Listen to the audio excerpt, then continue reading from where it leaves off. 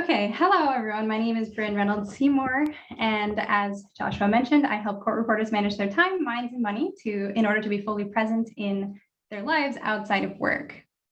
So my topic for today is time management for court reporters. This is a complicated one that's always been an issue for me. It's always been a struggle ever since I started court reporting. Even before I became a court reporter, I do have ADHD, and so I'm diagnosed and medicated for it, and so which means I have a dysfunction of the executive part of my brain, which makes it difficult to keep track of administrative and executive functioning tasks. So on top of that, with the unpredictability of court reporting, time management has always been a struggle. So that's actually why I got into life coaching and decided to figure out how can I run my life a little bit more smoothly and deal with these issues. So first of all, what is time management? Time actually can't be managed by humans, right? We cannot add hours to a day or take hours away or stop the sun and stop the time. No, we can't do that. So actually the phrase time management really can be thought of as self-management or mind management or brain management. It's really managing ourselves within the construct of time, being what we've all agreed to be a way to measure time, like 24 hours in a day, 7 days in a week, or a month. So it's not really a thing. Time management is not a thing, but self-management and mind management is a thing. So what we're going to talk about, in order to manage our minds, to learn how to manage our brains, we have to know a little bit about the brain. So as I mentioned, there's something called the prefrontal cortex, which is a small part of the frontal lobe in our brains. That is the part that is responsible for executive functioning. So that's the powerful part of our brain. That's the part that we should be running our lives with. But then the rest of the brain, which is like 90% of our brain, unfortunately, is the primitive brain, which is like a 3-year-old with a knife if it's unsupervised, right? It's the part of our brain that when the time comes for us to do what we planned to do with our prefrontal cortex, when that time comes on the calendar, the primitive brain immediately starts coming up with every excuse to tell us that what we planned was a terrible idea, that we actually have so many more important things to do. Actually, I need to clean the bathroom. I need to clean my room. I need to go pick up something. Everything comes up in order to stop us from doing what we plan to do with our prefrontal cortex.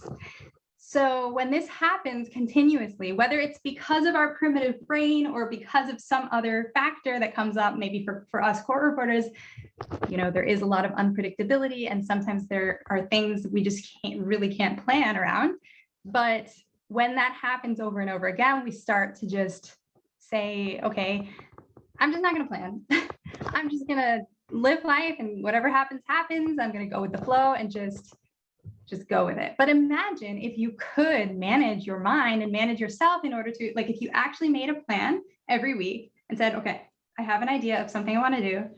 I'm going to plan it and put it on my calendar and do it. And imagine if you were able to actually do every single thing you plan to do. Imagine how much we could get done if we did that. Unfortunately, it's not that easy, but if there is a way, then we should train ourselves to do it. So the difference between humans and animals is the prefrontal cortex. That's what makes humans the highest level of any kind of animal that exists, or the top of the chain in the world is the prefrontal cortex. That's why you don't see animals outside in nature with their calendars, planning meetings and setting goals and checking in with how they're doing on their goals, because they don't have a prefrontal cortex. But because humans do, that's why we're able to grow as a society and advance as a civilization in technology in so many ways, because of the prefrontal cortex. So it's a powerful tool that we have if we know how to use it. Now to the second issue. So now we know time management is not a thing. We have to manage ourselves by knowing how to manage our brains. But number two is, what about court reporters and the unpredictability of our jobs? Now, the brain loves predictability and routines, but it's hard to have routines and predictability in the life of a freelance court reporter. I know it's different for CART and for people who work in court, which I always wanted to do. I would love that structure and predictability. But for freelancers, it's a little bit tricky, because I can't tell you how many times I just got assigned a deposition and said yes the night before. And then whatever plan or appointment I had the next day, I had to cancel it or miss it, or just tell the person. I always end up telling people, I can plan to do something, but I'm just letting you know there's a chance that I might have to cancel it or reschedule it. So aside from the things that I absolutely prioritize that are non-negotiable, everything else is kind of up in the air and has to be played by ear.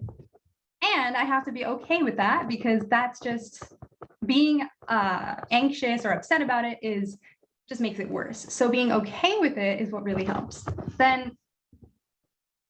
So yes, considering the lack of predictability in our freelance court reporting careers, it kind of creates a feeling of stress, because unpredictability allows the brain to feel very stressful.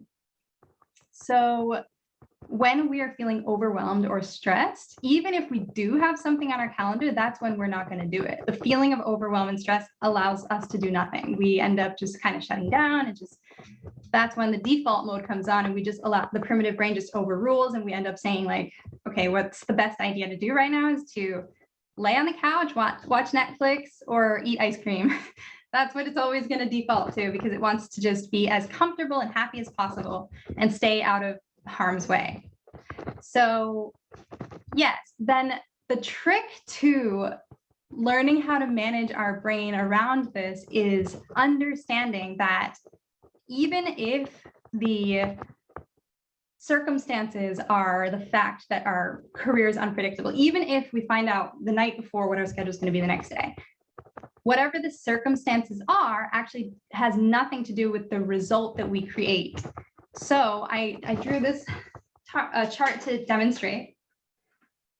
This is the self-coaching model that I learned at the Life Coach School. So basically what it teaches is that our circumstances, so we have here circumstance, the C. So in this example, the circumstance is that I missed my appointment. This actually happened to me recently, so that's why I use this example. I missed my hair appointment because my deposition went longer than expected. And so it ended a little bit late. And so I rushed to the hair salon thinking, okay, I'll just be a little late and I can make it, like maybe they'll take me still.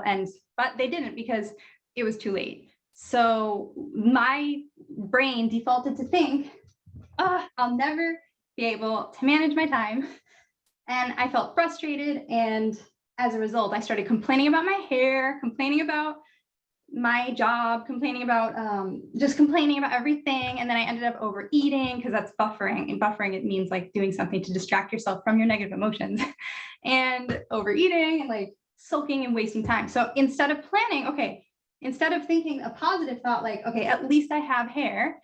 If I didn't have hair, how sad would I be? Like, I have hair, so I should be thankful for the fact that I have hair and that I have money from my job to be able to pay for a hair appointment, right? So yes, then that would produce the feeling of gratitude as opposed to frustration. And our feelings produce our actions. So my action when I'm frustrated is complaining and overeating and wasting time. And that results in confirming that I cannot manage my time.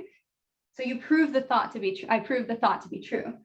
But then here, when I'm feeling gratitude because I at least have hair, I end up rescheduling my appointment, adjust my plan, and use this as information to get better at time management, so like I can adjust my way of planning for the future.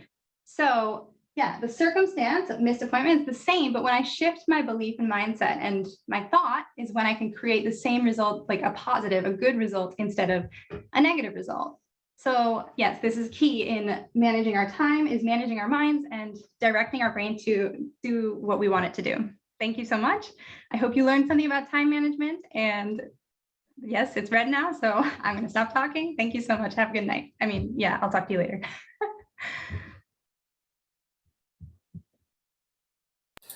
Thank you, Brynn. Let's take the spotlight off and go into gallery mode so that you can see everyone giving you a round of applause. Great. I had it in gallery mode. Yes. Let me hit stop, by the way.